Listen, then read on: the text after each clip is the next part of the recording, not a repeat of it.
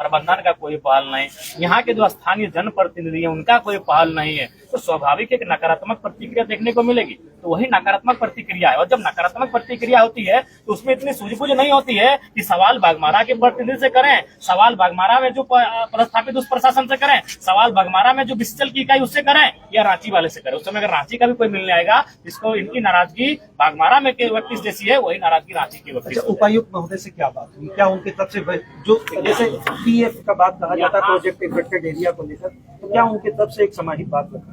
देखिए, यहाँ आने के बाद हमने, क्योंकि माननीय मुख्यमंत्री अभी राज्य में है ना, तो उनके स्थान पर हमने संसदीय कार्य मंत्री जो कि अनुभवी मंत्री हैं उनको मैंने जानकारी दिया कि हम विधानसभा में जब मुख्यमंत्री नहीं रहते हैं और कुछ अगर विधायकों के बीच कोई अगर समस्या होती है तो वही उसका समाधान करने के लिए खड़े होते हैं। तो मैंने अभी झारखंड राज्य के मंत्री राधाकृष्ण जी से हमने टेलीफोनिक बात की, उनसे मैंने चर्चा किया, और उसके बाद हमने संबंधित तमाम पदाधिकारियों से बातचीत की और हमने इस समस्या का समाधान करने के लिए उन्हें त्वरित कार्रवाई करने के लिए कहा है।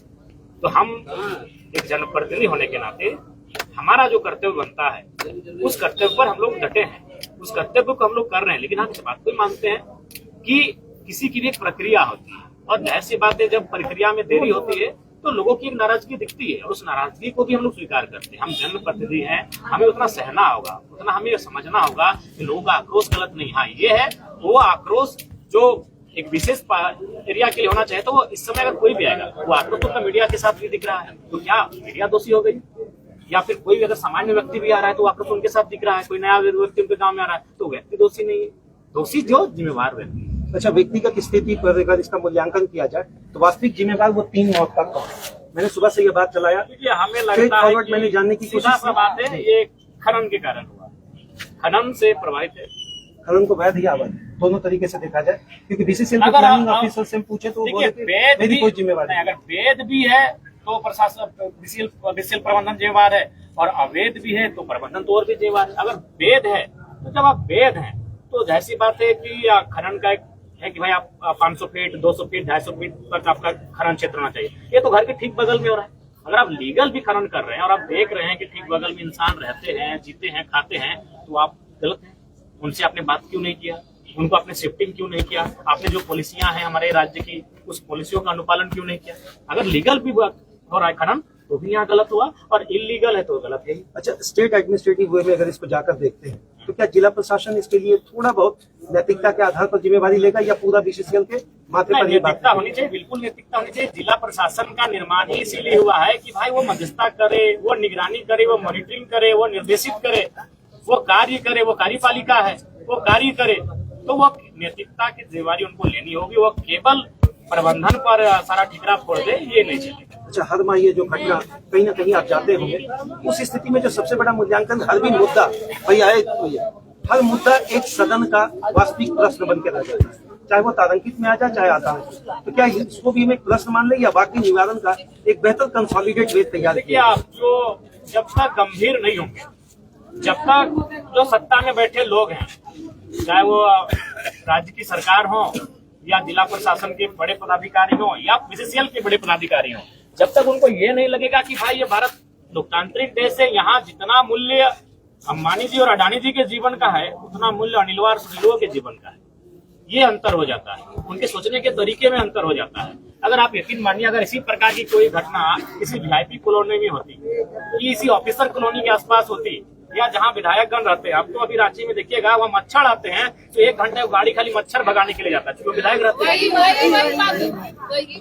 आप विधायक 4 करोड़ वर्सेस 400 रुपया का मकान, 4 करोड़ वर्सेस 400 रुपया का दुकान, ये बड़ा कंसोलिडेट वे में बिल्कुल वही डिफरेंस है। एक क्या नहीं लगता है कि ये नजरिया बदलने के यहाँ इस देश में एक नजरिया बन चुका है कि आम व्यक्ति है तो भाई अरे देख लेंगे, इसको मैनेज कर लेंगे।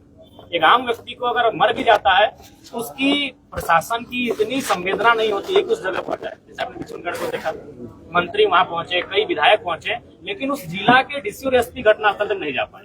एक 12 साल की बच्ची का दुष्कर्म करने के बाद हत्या होता है, लेकिन प्रशासन वहां तक जा नहीं पाती है। ये संवेदना बता रही है कि उनकी संवेदना क्या है, उनको कार्य क्या मिला था और वो कर क्या रही है। तो ठीक उसी प्रकार अगर आज इस बाघमारा की इस घटना की बात करें तो हमें लगता है कि जो उनकी चिंता है वो चिंता इनके लिए नहीं है। अच्छा, इतना बड़ा घटना घटने के बाद भारतीय संविधान का पन्ना बड़े अधिकारी, बड़े बहुत सारे पदाधिकारी, इवन के नेता भी आंख में पट्टी बांध के धृतराष्ट्र बनने पर मजबूर हो जाते हैं। देखिए, हमें क्या लगता है वाकई ये धृतराष्ट्र बनना उनकी मजबूरी है या राजनीतिक कोई दबाव? देखिए, उनकी मजबूरी नहीं, इच्छा शक्ति है। क्योंकि उनको इच्छा ही नहीं है कि हम आम व्यक्ति के जीवन से उनको क्या सरोकार है। आम व्यक्ति के जीवन से उनको सरोकार केवल चुनाव के दिन होता है कि कैसे हम वोट में जीत कर आएंगे।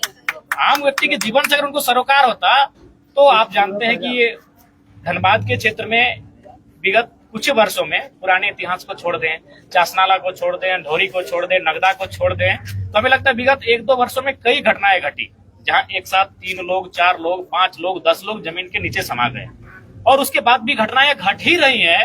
तो जाहिर सी बात है उनके लिए ये इच्छा शक्ति उनकी नहीं है कि इन व्यक्तियों के लिए कुछ किया जाए। एक कह सकते हैं जिनको जिम्मेवारी मिली है, चाहे वो विधायिका का अंग हो, कार्यपालिका का अंग हो या जो भी हो, उनको ऐसा लगता है कि एक आम व्यक्ति का जीवन कीड़े मकोड़ों के समान है। आज उसी का परिणाम है। अगर इनको मनुष्य समझा जाता, अगर इनको इंसान समझा जाता, तो एक घटना को हम दुर्घटना मानेंगे कि यार चलो घटना घट गया।